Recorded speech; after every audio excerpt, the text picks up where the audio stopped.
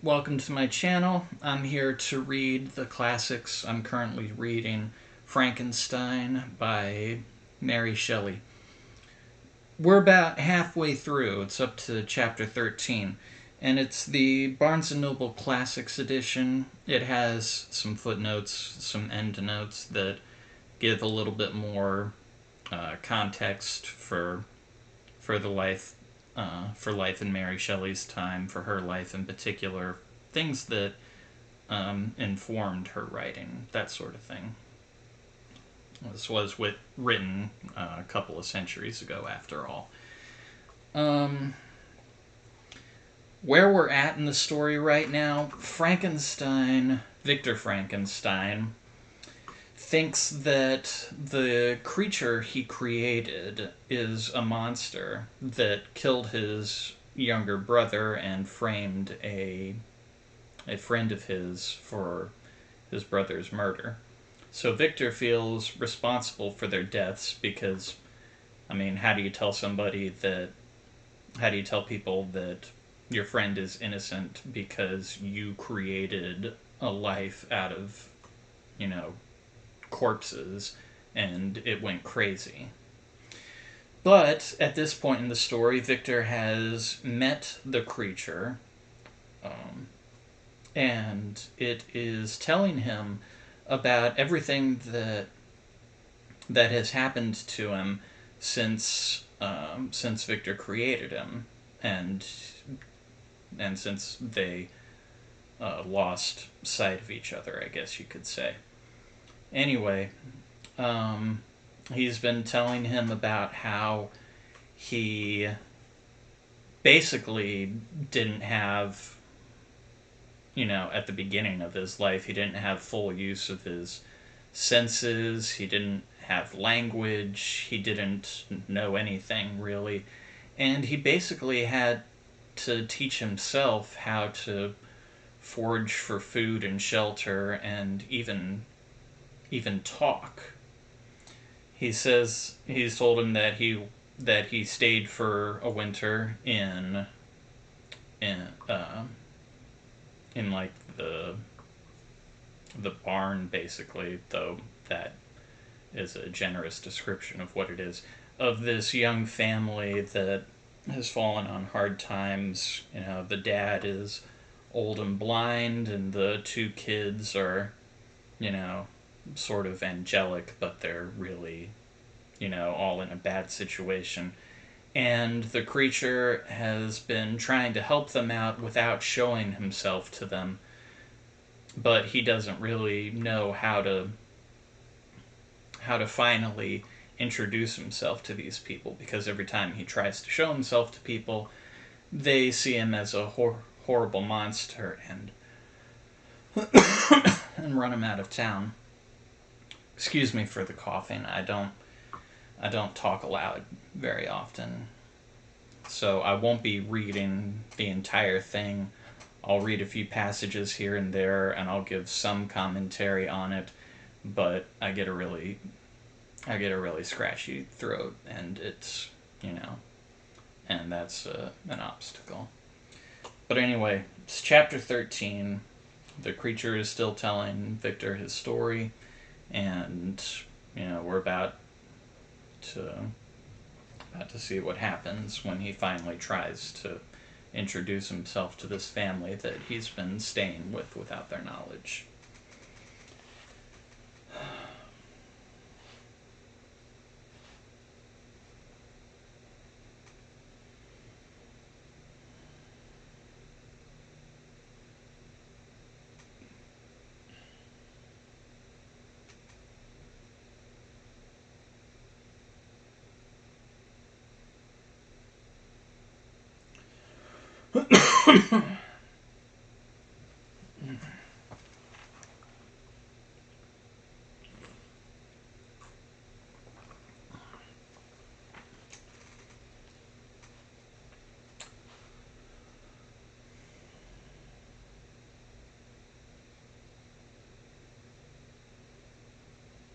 Talks about how he's seeing spring for the first time. I mean, remember, he may be He uh, he may be an adult body, but he's pretty much just a few months old at this point. So he's seeing spring for the first time.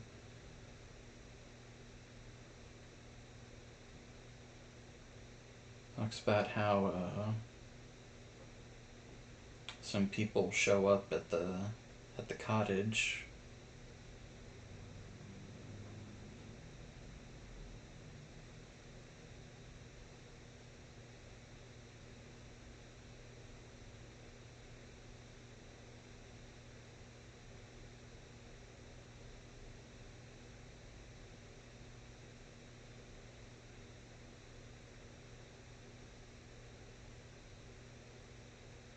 Two kids, by the way, are named Felix and Agatha, and the person who's appeared at the cottage is a woman who apparently is very beautiful and refined and is asking to speak to Felix.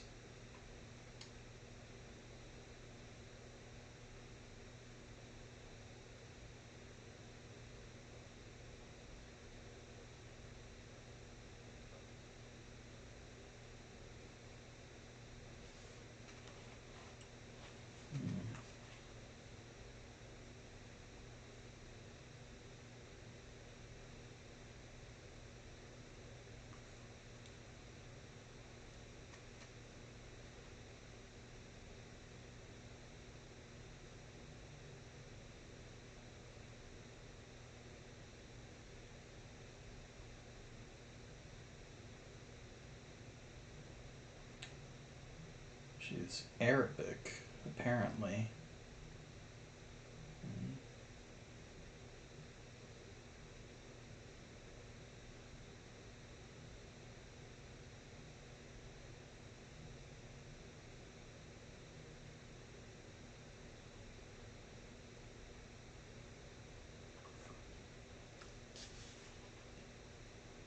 Don't know why, but Felix seems pretty happy to see her.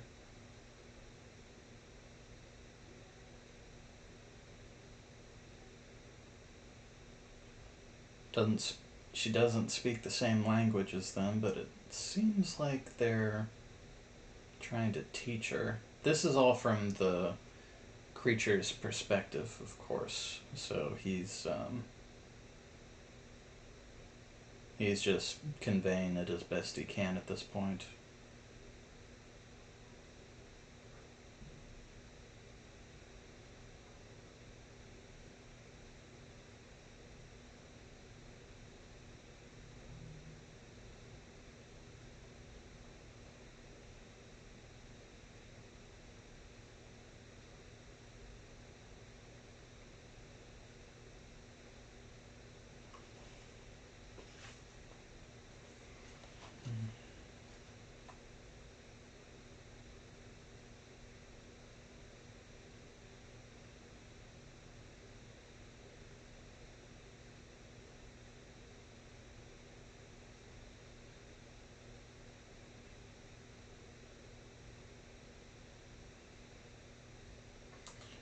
Apparently,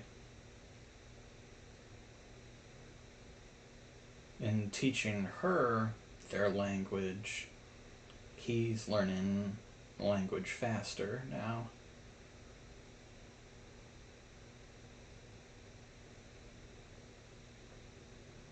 And everybody there is just really happy to see her. I'm sure we'll get an explanation about that somehow.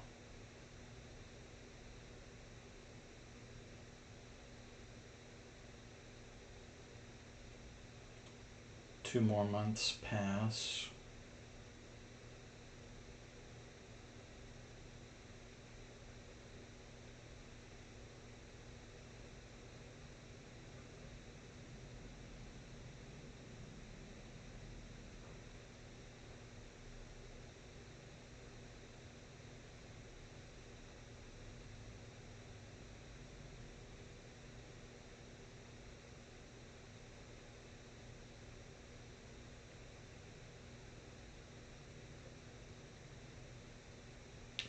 apparently there's the book that they're using to teach Safi, their visitor, is called Ruins of Empires.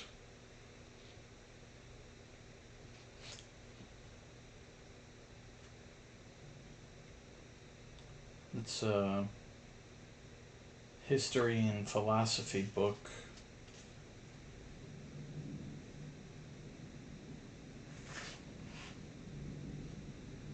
It was written by a count who lived during Napoleon's time, just a few years before this book, before Frankenstein itself was written, and offered a lot of apparently radical thoughts. No idea what passes for radical back in those days, but one can certainly guess if one knew about France under Napoleon. Anyway,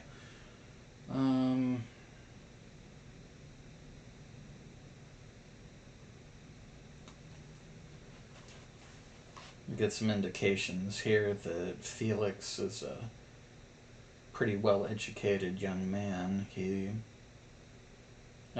Why else would he use a book like that to teach Safi English? He explains some of the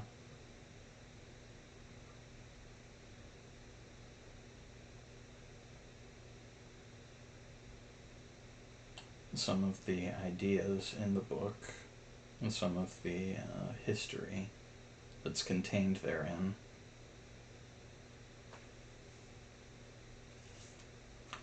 And by listening to Felix teaching her, the creature says that this is how he obtained a cursory knowledge of history and a view of the several empires at present existing in the world. It gave me an insight into the manners, government, and religions of the different nations of the earth.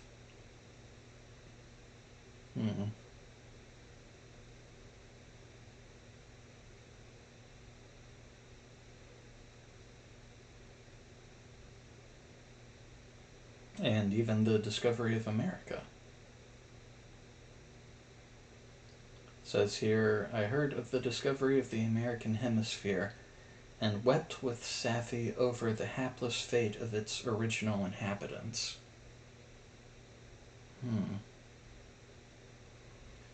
Even Frankenstein's monster is concerned about the plight of the Native Americans.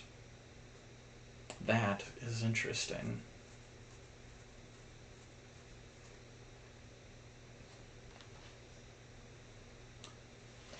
These wonderful narrations inspired me with strange feelings. Was man indeed at once so powerful, so virtuous and magnificent, yet so vicious and base? He appeared at one time a mere scion of the evil principle, and at another as all that can be conceived of noble and godlike. To be a great and virtuous man appeared the highest honor that can befall a sensitive being.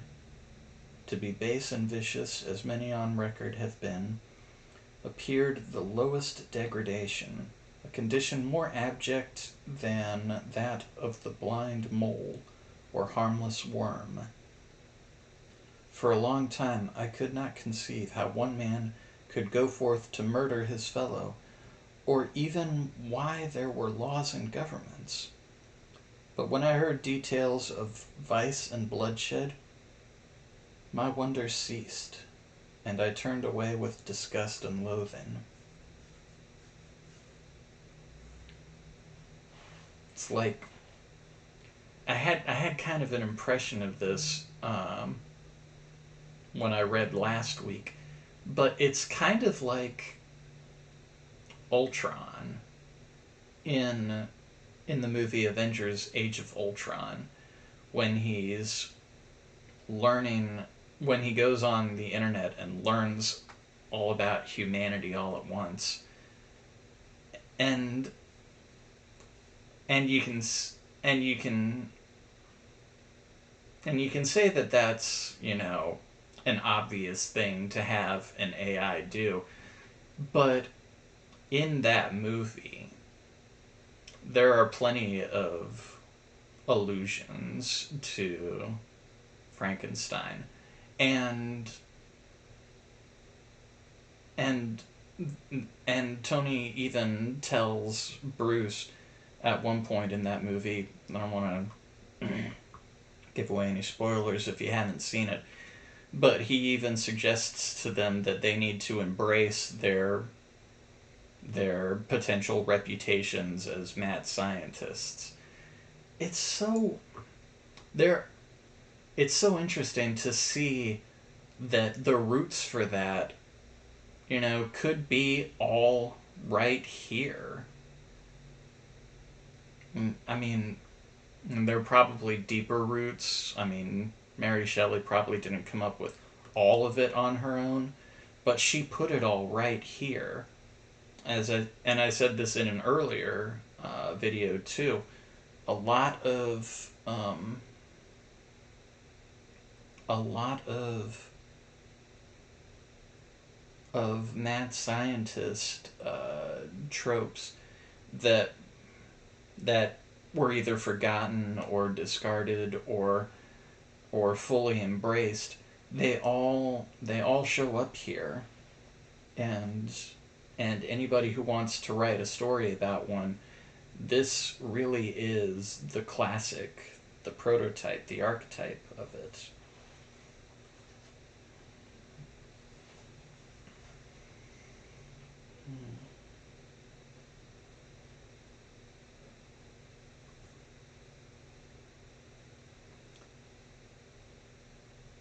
Talks about learning about human society and wealth and poverty, rank, descent. The words induced me to turn towards myself. I learned that the possessions most esteemed by your fellow creatures, he's still talking to Victor at this point, even though Victor hasn't said anything in the text, in the narration, for a while. I learned that the possessions most esteemed by your fellow creatures were high and unsullied descent united with riches. A man might be respected with only one of these advantages, but without either he was considered, except in very rare instances, as a vagabond and a slave, doomed to waste his powers for the profits of the chosen few. And what was I? Of my creation and creator I was absolutely ignorant. But I knew that I possessed no money, no friends, no kind of property. I was, besides, endued with a figure hideously deformed and loathsome. I was not even of the same nature as man. I was more agile than they, and could subsist upon coarser diet. I bore the extremes of heat and cold with less injury to my frame. My stature far exceeded theirs. When I looked around, I saw and heard of none like me. Was I then a monster, a blot upon the earth, from which all men fled and whom all men disowned? I cannot describe to you the agony that these reflections inflicted upon me. I tried to dispel them, but sorrow only increased with knowledge. Oh, that I had forever remained in my native wood, nor known nor felt beyond the sensations of hunger, thirst, and heat. Of what a strange nature is knowledge. It clings to the mind when it has once seized upon it, like a lichen on the rock. I wish sometimes to shake off all thought and feeling, but I learned that there was but one means to overcome the sensation of pain, and that was death, a state which I feared yet did not understand. That's interesting, isn't it? I mean, I've been thinking most of this time about how it the creature has a brain, and it was someone's brain, but and though he has senses, sight and hearing and everything, but he doesn't have any of the knowledge, not even the language of whoever came before. And he was dead, but he still has no concept of death.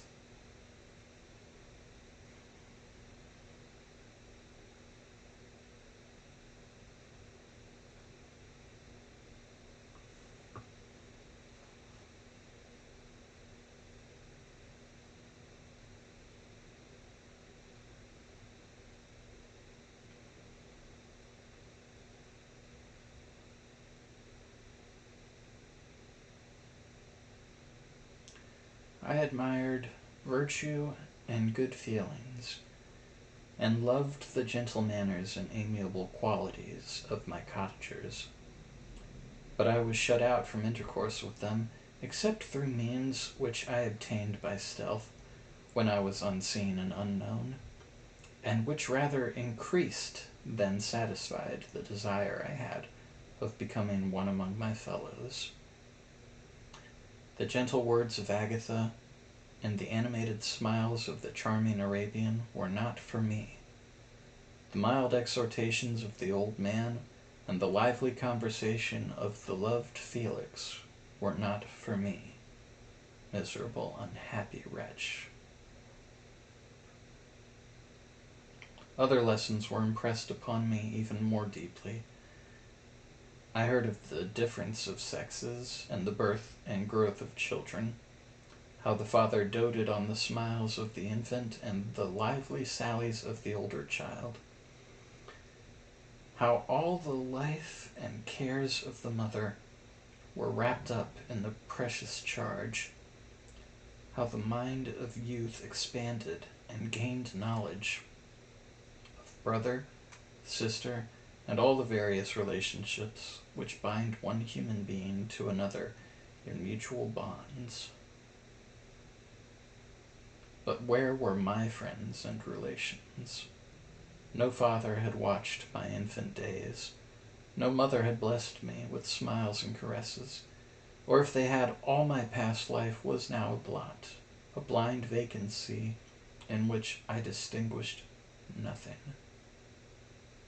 From my earliest remembrance, I had been as I then was in height and proportion. I had never yet seen a being resembling me, or who claimed any intercourse with me. What was I? The question again recurred, to be answered only with groans. I will soon explain to what these feelings tended, but allow me now to return to the cottagers, whose story excited in me such various feelings of indignation, delight, and wonder, but which all terminated in additional love and reverence for my protectors. For so I loved, in an innocent, half-painful self-deceit, to call them.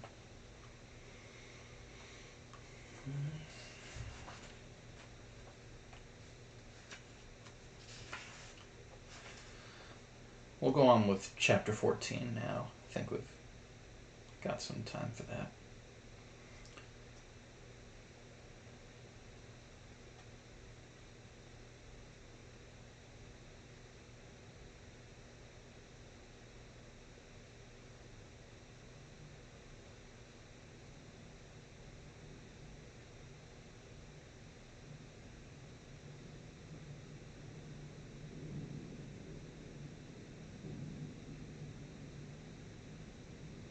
The more time the creature talks about how the more time he spends listening to them, the more he learns about them.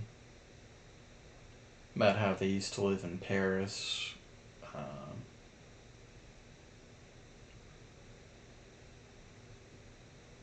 About how they used to have a lot more money and fortune and everything. And about how Safi's father was a Turkish merchant and was actually the cause of their fall from fortune.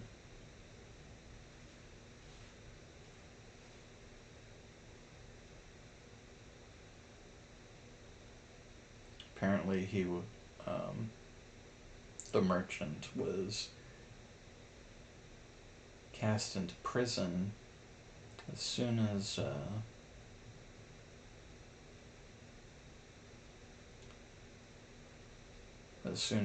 Safi arrived from Istanbul, not Constantinople, to join him. He was condemned to death, but apparently all of Paris was on his side, and that, the whole trial was just about, him being a foreigner of a different religion, and a wealthy one at that. It's a lot of social justice commentary in Frankenstein.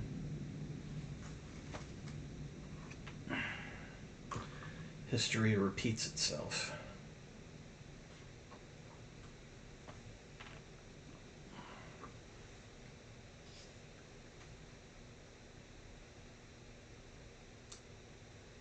Felix was one of the people who was upset about the verdict. He happened to be at the trial, and he vowed to try and get the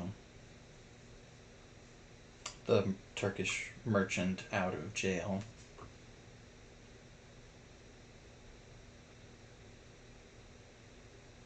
He wasn't allowed into the prison, but he found a window.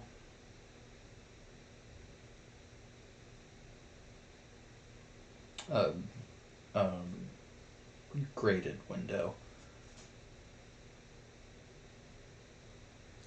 where he could look in and talk with the Turk.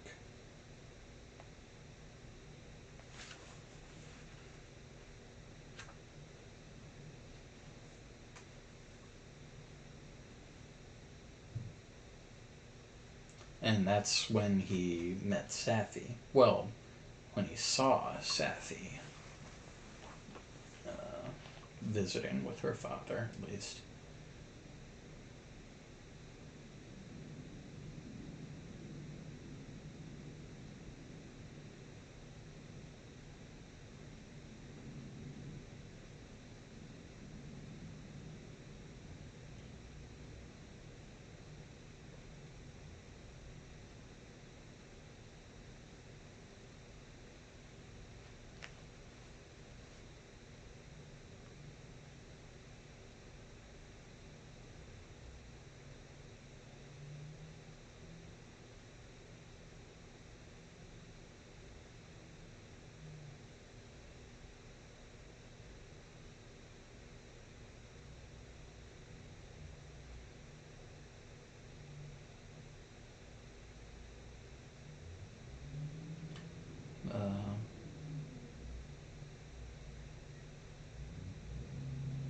Felix and Safi became close, and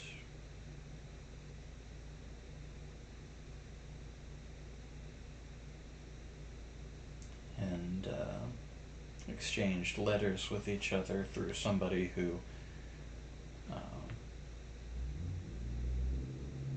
a servant of her father who could translate for her.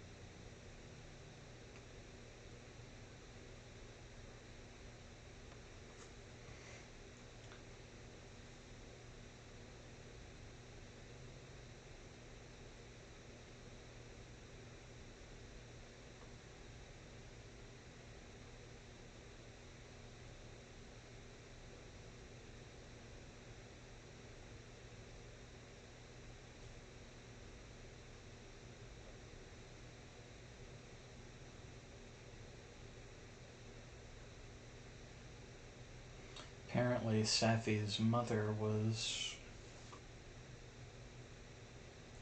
captured by the Turks and became a slave, and because of that, she taught her daughter to always be independent, something that was forbidden to Muslim women.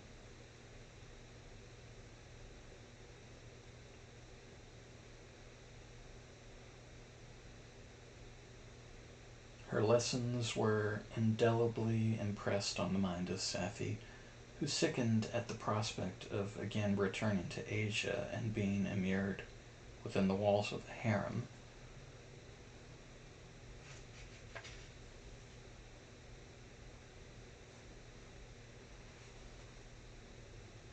The prospect of remaining in a country where women were allowed to take a rank in society was enchanting to her. We know a little bit about Mary Shelley's own mother, who was, um, and even her father, who were both pretty heavy proponents of feminism and independence for women. It's not surprising that she would put characters who believed in the same thing in her book.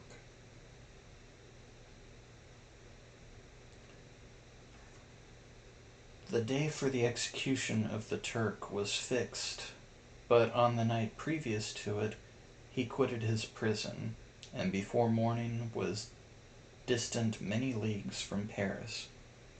Felix had procured passports in the name of his father, sister, and himself. He had previously communicated his plan to the former, who aided the deceit by quitting his house under the pretense of a journey, and concealed himself with his daughter in an obscure part of Paris. Felix conducted the fugitives through France to Lyons, and across Mont Cenis to Leghorn, where the merchant had decided to wait a favorable opportunity of passing into some part of the Turkish dominions.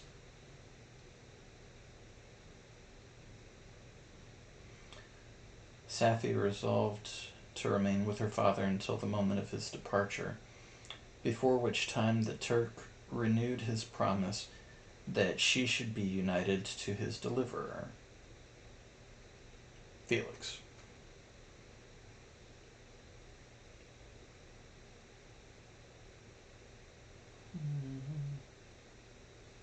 They all became pretty close to each other. They still had to use an interpreter to speak.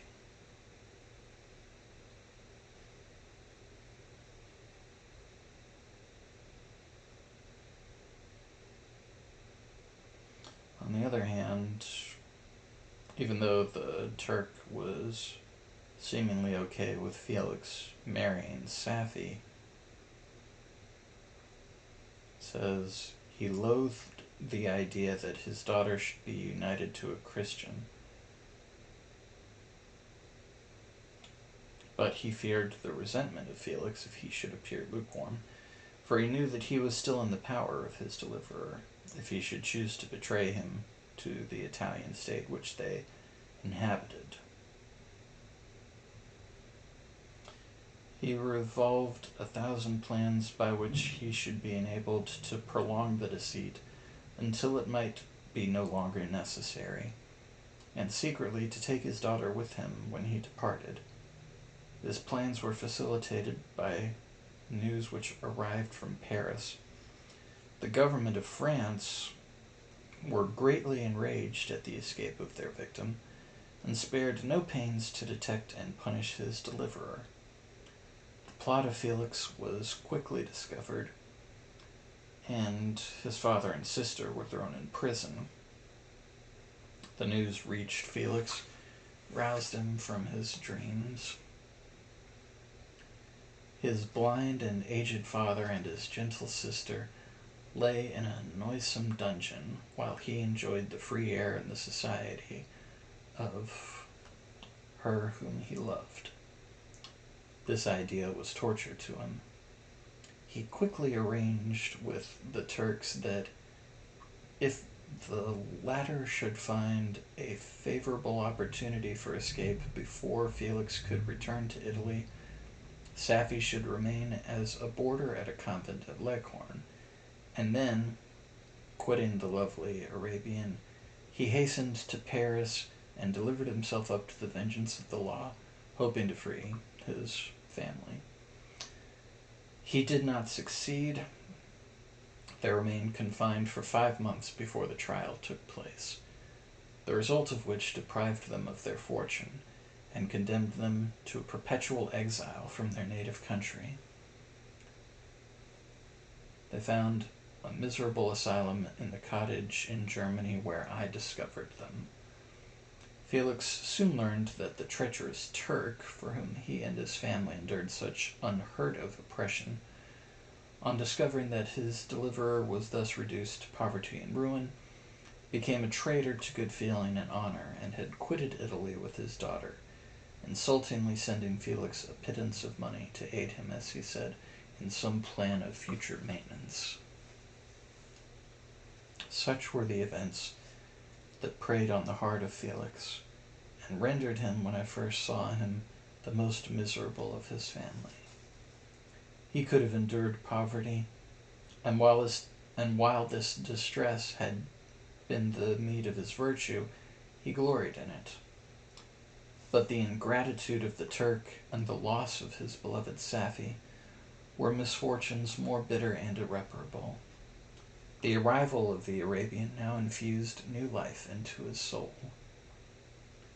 When the news reached Leghorn that Felix was deprived of his wealth and rank, the merchant commanded his daughter to think no more of her lover, but to prepare to return to her native country. The generous nature of Safie was outraged by this command.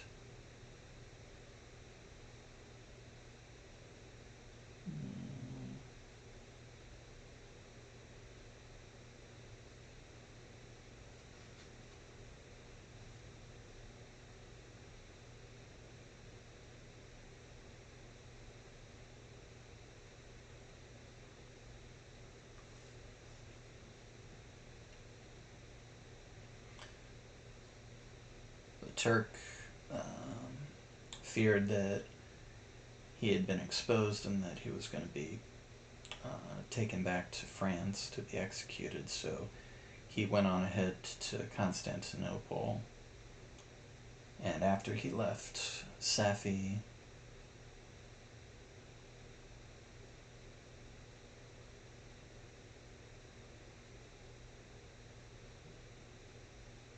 who didn't want to go back to Turkey or her.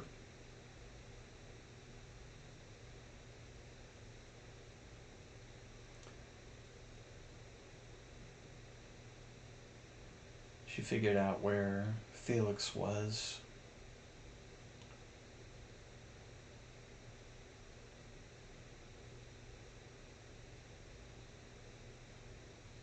And went looking for him in Germany.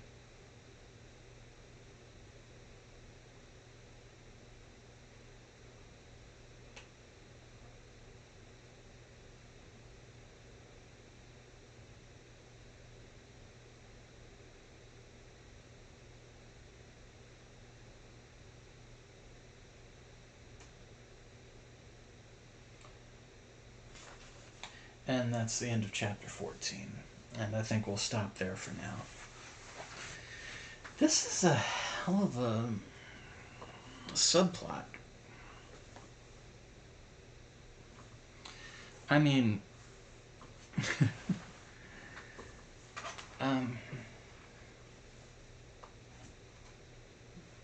you gotta wonder what inspired her to put a side thing like this in here. I mean, there are any number of ways that the creature could have learned English or German, I guess, or French, whatever language he learned from listening to these. There are any number of ways, basically, that he could have learned about humanity and about the nature of good and evil and about history and become so well spoken and well educated. And this is the story that Mary Shelley chose as the basis for the creature's education, for his becoming familiar with the world and concepts of justice and morality. It's a fascinating choice. Anyway, that's where we are now. Next week, we'll pick it up again. Thank you for watching. Be sure to check out my my links to all of my social media. My website has links on it on the homepage to help you buy copies of my own books. They're available on all e-readers. Be sure to leave a rating and a review, whatever you decide to read. And thank you for watching.